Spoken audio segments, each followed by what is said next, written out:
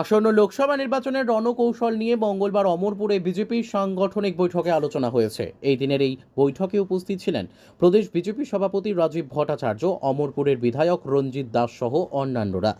রাজীব ভট্টাচার্য বলেন, আগামী ২৬শে এপ্রিল পূর্ব ত্রিপুরা আসনে বিজেপি প্রার্থী কৃতি সিং দেববর্মা নির্বাচনে প্রতিদ্বন্দ্বিতা করবেন।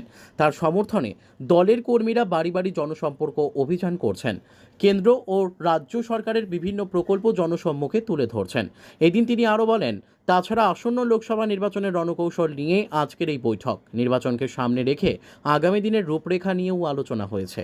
অবগত আছি, আগামী ২৬শে এপ্রিল আমাদের এই পূর্ব আসনে লোকসভা নির্বাচন সংগঠিত হবে। আর সেখানে আমরা রাজ পরিবারের কন্যা ত্রিপুরার মহারানী কৃতি দেবী দেববর্মন মহোদয়াকে আমরা প্রার্থী করেছি। ওনার সমর্থনে আমাদের এই পূর্ব ত্রিপুরা আসনে প্রত্যেকটা মণ্ডলে সাংগঠনিকভাবে কাজ করছে, ডোর টু ডোর কাজ করছে।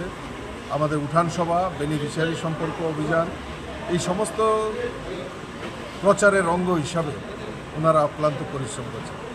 তো আমিও আমাদের অমরপুরের বিধায়ক এবং আমাদের জেলা কমিটির নেতৃত্ব, মণ্ডল সভাপতি এবং মণ্ডল কমিটির যারা আছেন, শক্তি কেন্দ্র প্রধান, উপপ্রধান থেকে শুরু করে নগর পঞ্চায়েতের জনপ্রতিনিধি, প্রত্যেককে নিয়ে একটা সাংগঠনিক বৈঠক করেছি। এবং আমাদের যে মাইক্রো লেভেলের কাজ, ডোর টু ডোর করা, উঠান সভা করা, তা কীরকম হচ্ছে, আগামী দিনকে আমরা কি প্ল্যানিং করছি এই নির্বাচনকে সামনে রেখে, তার একটা রূপরেখা এখানে তৈরি করা হয়েছে। এবং আগামী এই কয়টা দিন যেটা রয়েছে, বাকি রয়েছে প্রচারের, সমস্ত শক্তি দিয়ে, সর্বশক্তি দিয়ে আমরা ঝাঁপিয়ে পড়ব। এবং অমরপুরে প্রায় ৫৩টা বুথ রয়েছে। আমরা আশা করছি ৫৩টা বুথেই ভারতীয় জনতা পার্টির পদ্মফুল ফুটিয়ে মোদিজিকে উপহার দেব, সেই সংকল্প নিয়ে আমরা কাজ করছি। Bureau report, news daily Bharat.